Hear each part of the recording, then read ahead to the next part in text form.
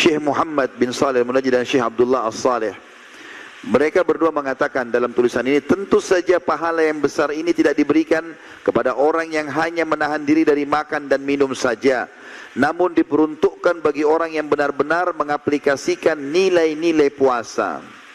Sebagaimana sabda Rasulullah SAW dalam hadis Bukhari, "Man lam yada' qaula az-zuri wal 'amala bihi, falaysa lillahi hajatun fi an yada'a ta'amahu wa syarabah."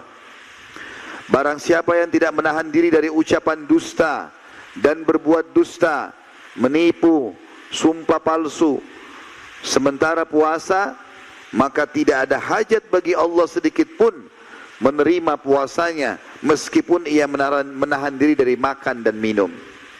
Artinya, tidak hanya cukup orang menahan lapar dan haus, tapi harus tahu tidak boleh diikuti dengan kemaksiatan.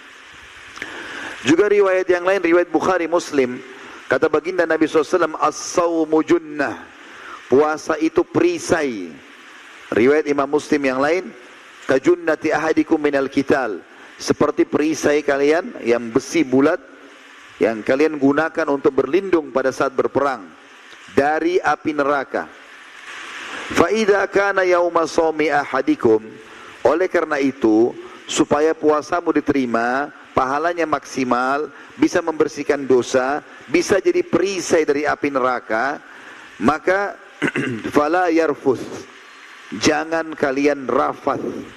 Rafath itu mengucapkan kalimat syahwat, sayang, cinta, rindu, bukan pada pasangan halal. Kalau suami istri boleh, tapi kalau selain ini tidak boleh. Puasa mentraining kita supaya terbiasa tidak mengucapkan kalimat yang indah ini kepada tempat yang salah. Kalau pada pasangan suami istri dibolehkan. Wala yafsuk, jangan dia berbuat kejahatan apapun. Wala yajhal, jangan menyia-nyiakan waktu, berbuat kebodohan. Supaya bisa dari perisai dari api neraka, nggak boleh buang-buang waktu, sia-siakan pada hal yang tidak ada gunanya. Ada orang puasa dari pagi sampai menjelang maghrib tidur terus. Bangun cuma sholat, tidur lagi. Puasanya cuma 1 jam. Puasa bukan untuk bermalas-malasan. Awal diperintahkannya puasa Ramadan tahun 2 Hijriah. Ya. Dan itu pas dipuasakan, diperintahkan puasa Ramadan. Pada saat itulah diperintahkan juga oleh Allah perang Badr. Dan sahabat berpuasa pada saat itu dalam kondisi berperang. Puasa bukan untuk bermalas-malasan.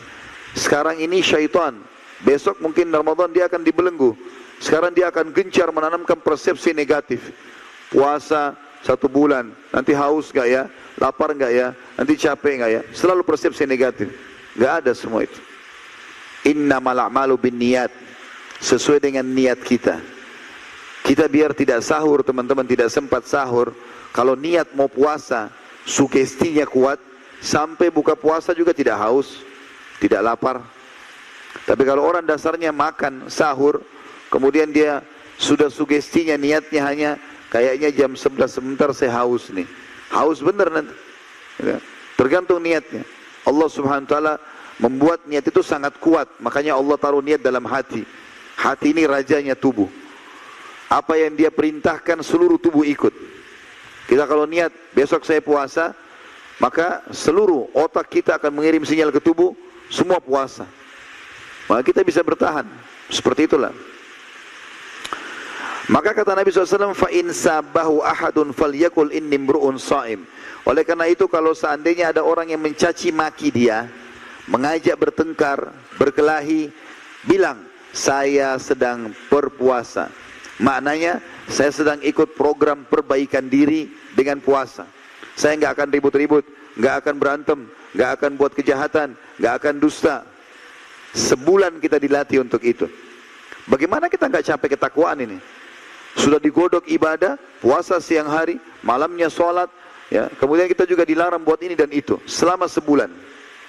Tentu kita semestinya menjadi orang yang sangat luar biasa. Kalau Ramadan saja teman-teman sekalian kita nggak jadi orang baik, kira-kira kapan kita jadi orang baik? Kalau Ramadan kita tidak puasa, kira-kira kapan kita puasa? Kalau Ramadan kita tidak tarawih, baca Quran, bersedekah, berzikir, hadir majelis ilmu, kira-kira kapan kita lakukan? Sementara seluruh dunia lakukan itu dari kaum muslimin.